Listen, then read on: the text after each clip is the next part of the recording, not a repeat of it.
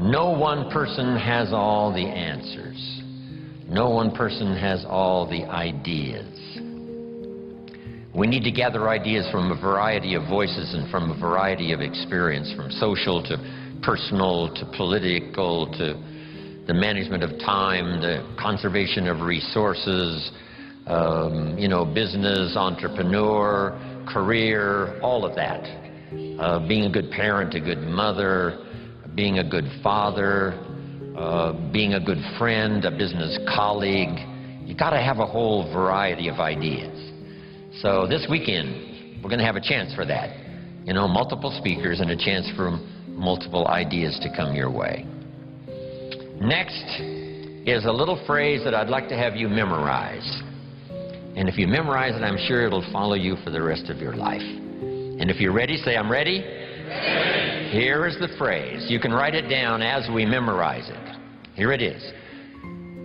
From testimonials and personal experience, we have enough information to conclude that it's possible to design and live an extraordinary life. I hope you will give that little phrase some consideration. And here's what's next. I hope you buy the idea that from testimonials and personal experience, we have enough information to conclude that it's possible to design and live an extraordinary life. And what I want this weekend to be for you is the gathering of more ways and means to design and live for you an extraordinary life. I don't know how far you want to go. Here's the first essence of life, and that is self-preservation. To produce enough to take care of yourself. The instructions given right to the couple that left the Garden of Eden. One was to multiply. It's a lonely place with only 2 people. But here were the next instructions. To be fruitful. How fruitful, how productive should one be? And here's number 1. To produce enough to survive. To produce enough to take care of yourself. And self-care is important. If you're flying on an airplane, the flight attendant says if for some reason we run out of oxygen, these oxygen masks will fall from the ceiling, and if you have children with you, quickly take care of them, then take care of yourself. No. No. No. They say what? Put your mask on first. Put your mask on first. See to your survival first. Then you'll be more capable of taking care of the survival of your children. Isn't that interesting? My father had an interesting saying. He said, son, right after me, you come first. Wow, that's okay. I was in business with Bob Cummings, the old movie star. We were in the health and nutrition business together back in the 60s, 61, 2, 3. Bob had an interesting saying. Here's what he said. I'll take care of me for you. Will you please take care of you for me? So the first challenge in life is to take care of yourself. It is to survive. So, to produce enough to survive, to take care of yourself. But now what's next? Well, all alone, it's a lonely life. So let's say the man now chooses a partner. Now he must figure out how to produce enough for himself and his spouse, his wife, his partner. Someone says, well, why do that? Why not just take care of yourself? And the answer is, it's a very small life. It's a very limited life. We wouldn't call it flourishing. We wouldn't call it abundant. Just taking care of yourself. That is the first rule, but that's only the beginning. So the man gets married. Now he must produce enough for himself and for his wife. And here's the key phrase to make a note of: to live the higher life. A life of togetherness. The storyteller says, it seems even God didn't want to be alone. He created all of these angels. Right? So, to join with someone, now you must produce enough for yourself, for your partner. Now, is that it? And the answer is no. How about children? Let us have children. That's a unique experience. So now if the man has a wife and now he has children, here's the challenge: to produce enough for himself and his family. Now someone says, well, why take on all of that? Why not just take care of yourself? You could, yes, but you couldn't live this more extraordinary life without taking on the responsibility of having a partner, having some children, and live that kind of extraordinary life. So I think everybody would agree. Now, is that the end of it? No. Here's the next challenge: to produce more than you need for yourself and for your family. Someone says, well, now why start being ridiculous here? Yes, produce enough for yourself. Well, yes, if you want to get married, produce enough for yourself and for your spouse. Now, with children, produce enough for your family, but why do more than that? And jot down the answer: to live a more extraordinary life. So now the man produces more than he needs for himself and for his children, so that he can be a person of benevolence, so that he can give and so that he can share. That's the more abundant, that's the more extraordinary life. To produce more than you need for yourself and for your children. Is that it? Let's take it a couple of more steps. How about producing much more than you need for yourself and for your family? Someone says, well, now you're off the scale. I mean, why work that hard? Why go that far? Why produce that much? Some would say, just take care of yourself. Some would say, just, get a partner and that's it, and then children and that's it. And be a bit benevolent and that's it. But why not go this next step and produce much more than you need for yourself and for your children? And when someone says, why do that? All of us know the answer, right? Why not? If you've got the talent and the skill and the opportunity, why not put all of that together and see if you couldn't produce much more than you need for yourself and for your family?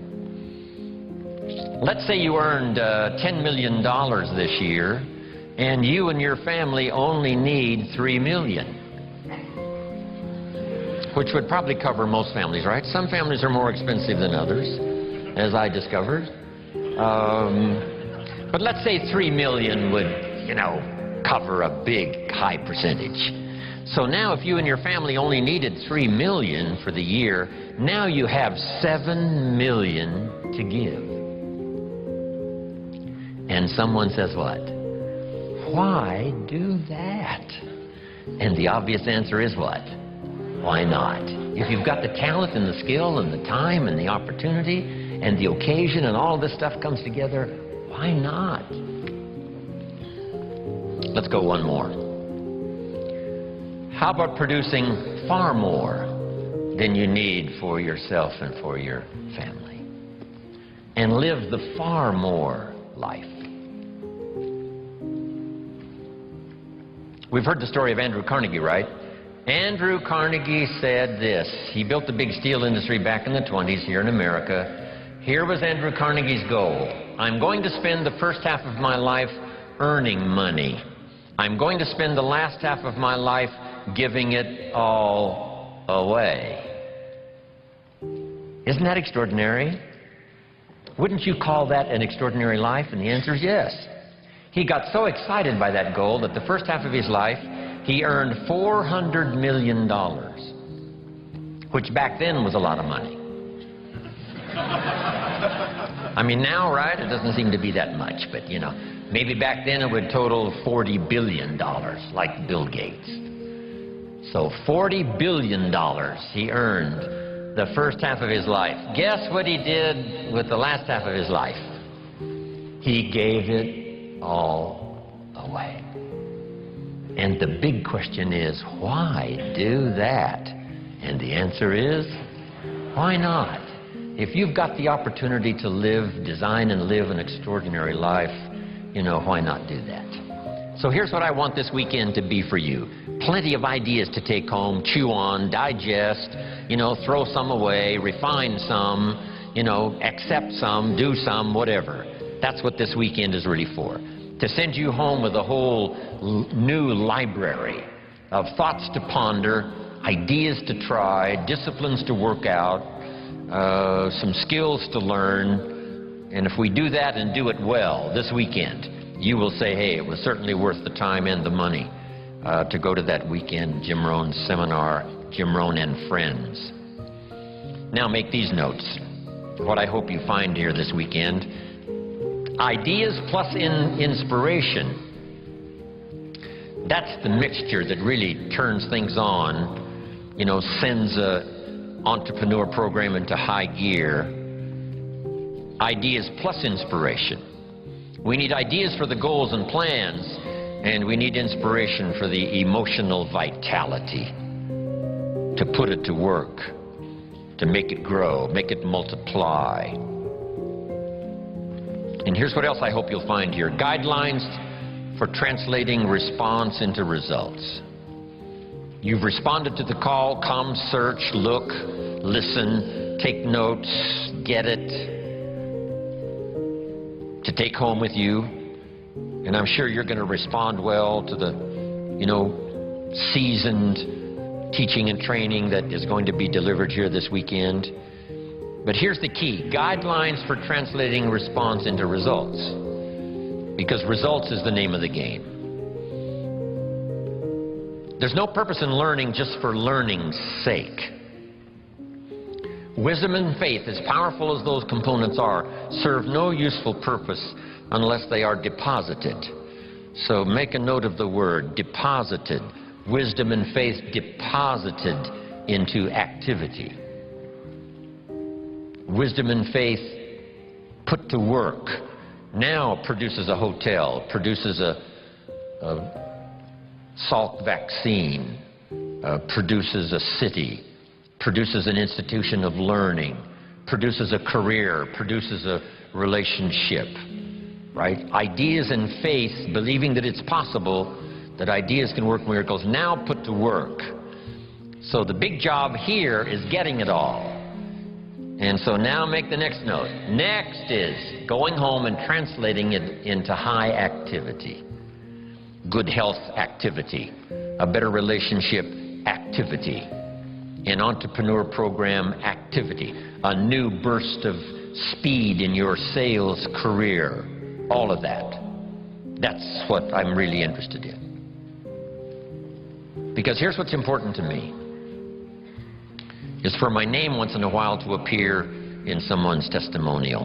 Make that note. It's one of life's greatest experiences, is when your name appears in somebody's testimonial. Somebody says, here's the person who found me. Here's the person who got me started. Here's the person who wouldn't let me quit. Gave me more reasons for staying than for leaving. Here's the person who believed in me until I could believe in myself. And then they mention your name. See, you can't buy that with money. And you don't have to give lectures and seminars to do it. You don't have to have an audience like this for the weekend in order to deliver value to someone's life.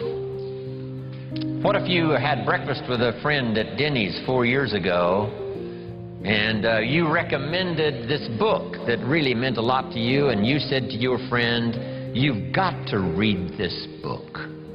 I think it'll make a major contribution to your life. And your friend accepted the idea, went and got the book. Now, 4 years later, he's giving his testimonial. His business has flourished, his marriage is safe, things are going extremely well, and someone says, where did this all begin for you? And he will say, 4 years ago at Denny's coffee shop.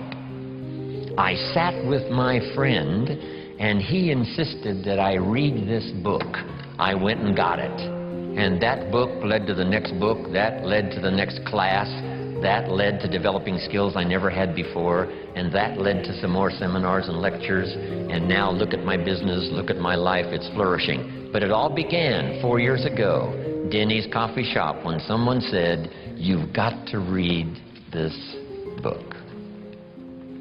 See, that's a person-to-person seminar, and those are just as valuable as person to 1,000, person to 10,000, right? It doesn't matter the number. If you have a chance to deliver, quote a poem, recommend a book, here's a phrase, like I gave you this one to memorize. I think you'll remember this one maybe for a long, long time. Just something that's really extra meaningful to someone, whether it's at breakfast or wherever it is, whether it's for a child or whether it's for an adult, a friend, a business associate. If you'll keep up that process, I promise you, your name will continually appear in people's testimonials. And now I've had this happy experience now for the last 40, 45 years. And so that's one of the reasons why I came here this weekend, right? I don't need the money. I've long ago made my fortune. I take the money, but I don't need the money. But here's what I do need.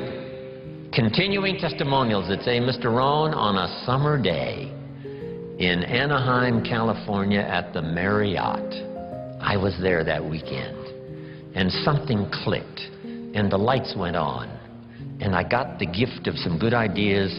Here's what's happened to me. Then they mention my name. See, that's what I want. Continuing testimonials that come back to me saying thanks for sharing ideas. Okay. To get the most out of this weekend, jot these notes down now. Number one, be thankful for what you already have. Thanksgiving sets up, the situation where ideas can flow.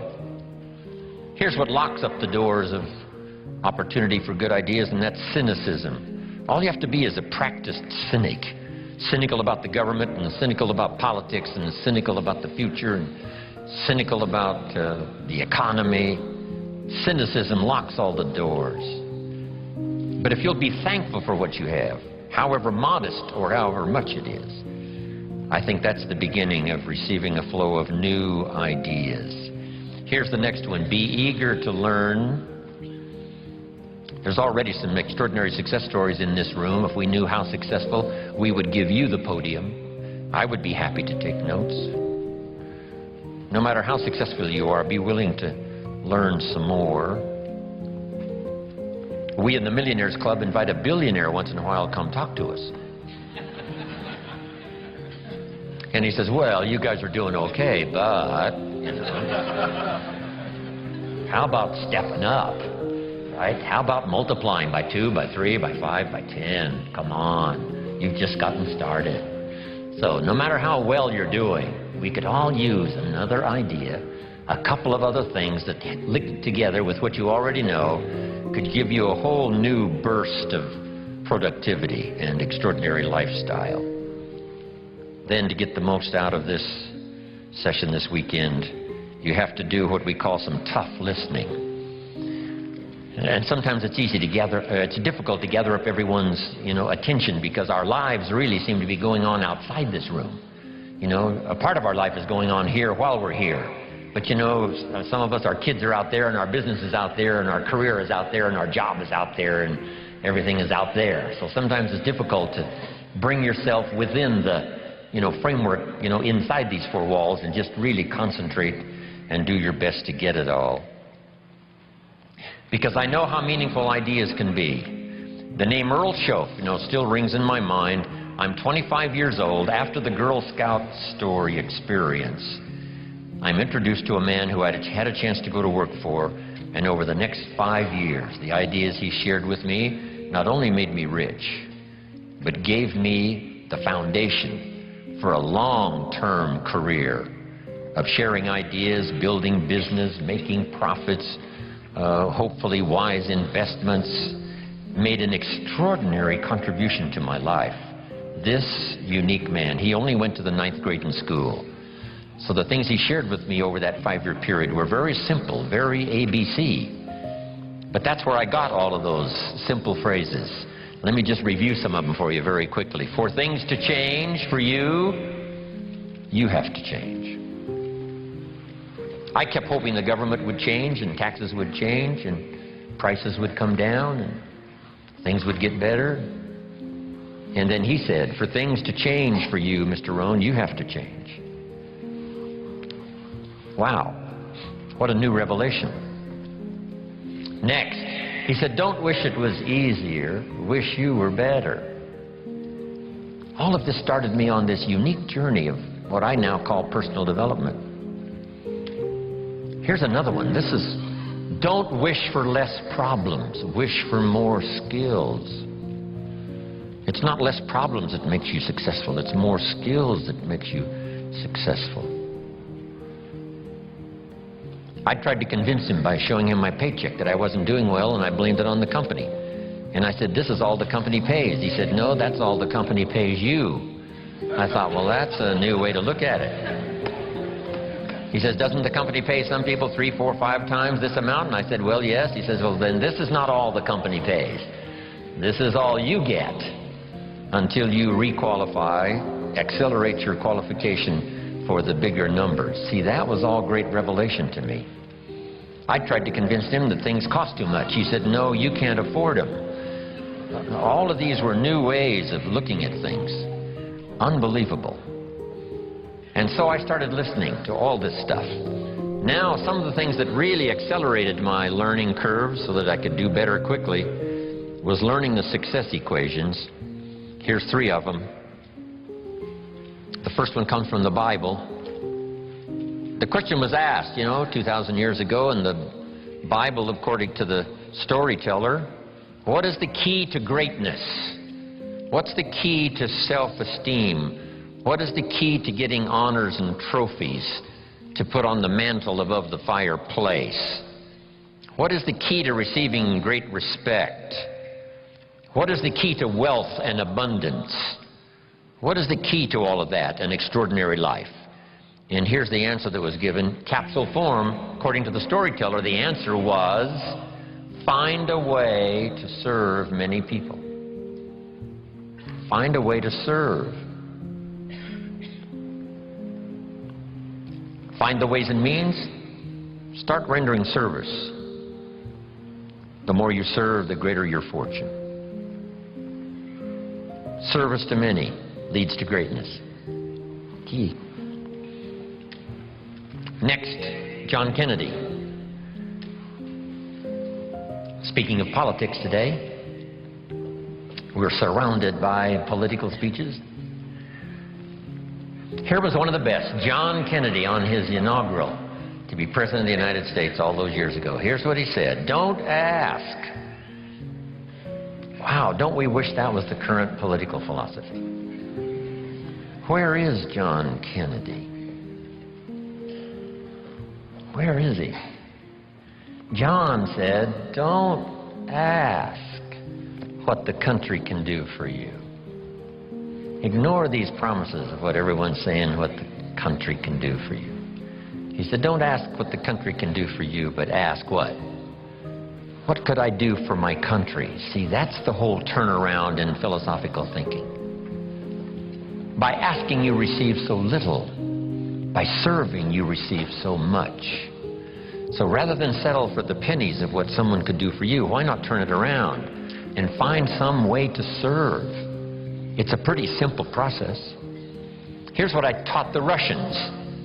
Johnny mows Mrs. Brown's lawn.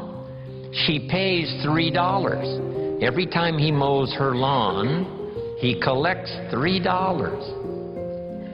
Thinking in terms of what could I do for my country? Surely Mrs. Brown is one of the members of the country. So he mows her lawn and collects $3 and starts what we call an income and a career. Now what's next? And here's what the Russians were excited about. What if Johnny gets Pete to mow Mrs. Brown's lawn? She still pays the $3, but now Johnny gives Pete $2 for mowing the lawn and keeps $1 because he's the one that got the work. Now we have the beginning of an entrepreneur. Now we have the beginning of fortune. Here's a good note to make. I started part-time on a little adventure learning skills and disciplines. And here's what I began to say with my little part-time job. I said, I'm working full-time on my job and I'm working part-time on my fortune. And the reason is because I found the mechanics. I found the philosophy. I started working it, serving other people. One way to serve is to mow Mrs. Brown's lawn and get the $3. The other way to serve is to get someone else to do it, and you collect that extra money. Finding ways to serve. That's the key to wealth and greatness. Then here's the next one, and everybody knows this one. I heard Zig say it over 40 years ago, Zig Ziglar. And when he said it, I wrote it down, and if you haven't ever written it down, write it down. If you help enough people get what they want, you can have everything you want. If you help enough people get what they want, you can have everything you want. When I heard Zig say that, I wrote it down, and maybe you want to do this. Underline the word everything. That's what was intriguing to me about this sentence. So these are the success equations. This is the wealth formula from the Bible, from John Kennedy, from Zig Ziglar.